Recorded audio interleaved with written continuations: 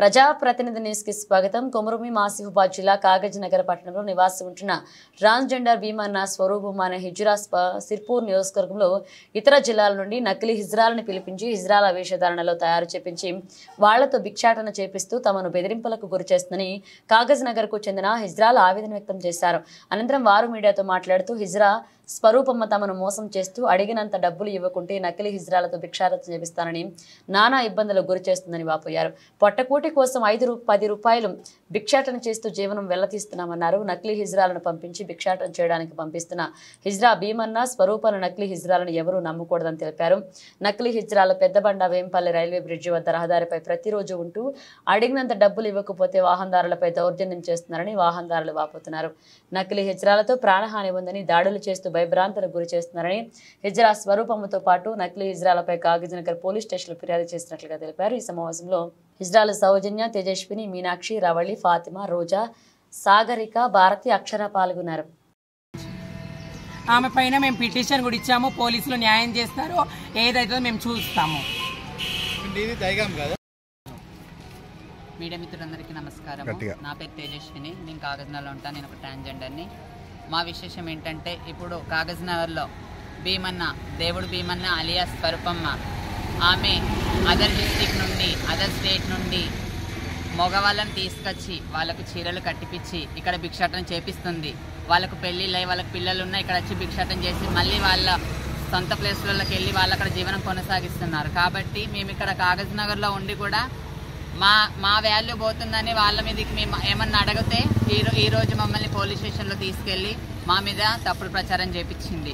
అలాగే ఇక్కడ మేము ఎన్నో సంవత్సరాలు మేము పుట్టి పెరిగి ఇక్కడ కొమరభీం డిస్టిక్లో కాగజ్నగర్లో ఉంటున్నాం. ఇంతమంది ట్రాన్స్జెండర్లు ఇక్కడ ఉండగా అదర్ స్టేట్ నుండి తీసుకొని వస్తుంది. ఆమె ఒక మాఫియా లాగా చేస్తుంది. కాబట్టి ఈ పరిష్కారాన్ని మీడియా మిత్రులు మా సహాయం చేయాలని కోరుకుంటున్నాం.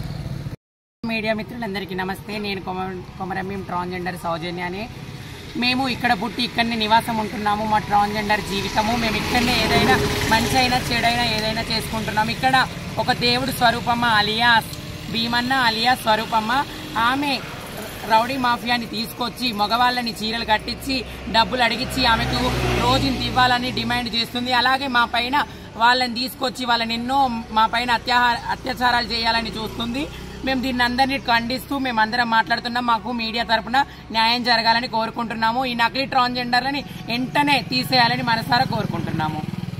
అందరికీ నమస్తే. మేము కాగజ్ నగర్లో కొన్ని సంవత్సరాల నుంచి ఇక్కడున్న ట్రాన్స్జెండర్ అందరం కూడా పెళ్ళిళ్ళు లేనప్పుడు షాపులు అమ్మటపోయి ఆడుకొని మా జీవనం కొనసాగించుకుంటున్నాం. నాన్న మా దగ్గర మేము ప్రతిరోజు మేము ఎండకి వానకి చలికి కష్టపడుతున్న పైసల్లోకి వెళ్ళి నెలకి ఆమె కొంచెం ఇవ్వాలంటూ డిమాండ్ చేస్తుంది.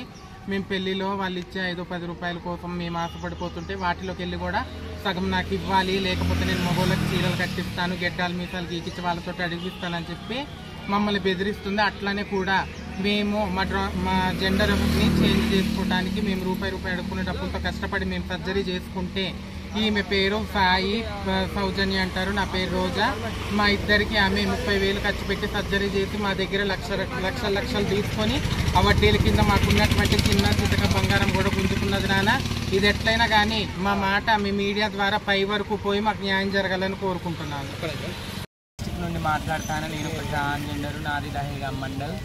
నేను ఎప్పుడు అయినా కానీ నేను బజార్కు బస్కి పోయినా కానీ రోజు 2,000-3,000 తీసుకొచ్చినా కానీ 2-3 సంవత్సరాల కొంట ఆమెకి ఇచ్చినా కానీ ఆ రోజు 50,000 తీసుకొచ్చి నాకు సర్జరీ చేసి ఆ సర్జరీల నుండి 50,000కు ₹1,00,000 అయినాయని నేను చిట్టి 2 లక్షలు వేస్తే ₹1,00,000 తీసుకున్నది ఆమె. మళ్ళీ ఇంకా నేను ఇది కాదు అని నేను ఇట్లా అడిగేది ఇట్లాగింటే నేనే 50,000 తీసుకొచ్చి నేను అక్కడ ఆమె దగ్గర ఉంచే వరకు 20,000 బట్టలకు వేసింది. మళ్ళీ 50,000 నా పేరు మీద రాసిందండి. మమ్మల్ని ఇట్లా మోసం చేసి ఆమె అది చెప్పిన కానీ మమ్మల్ని ఆమె ఇంకా తినడానికి బియ్యం తీసుకొచ్చుడు, సామాన్ తీసుకొచ్చుడు. మేమందరం కలిసిమెలిసే ఉంటున్నాము. మా దగ్గర ఇల్లు కిరాయి తీసుకున్నాడు, కరెంటు బిల్లు కట్టించుకున్నాడు. ఇప్పుడు 2 సంవత్సరాల క్రితం అలా చేసిందండి. 5 సంవత్సరాల పొద్దున ఆమె ఇంట్లో ఉండి మీడియా మిత్రులందరూ మాకు న్యాయం చేయాలని కోరుతున్నాము.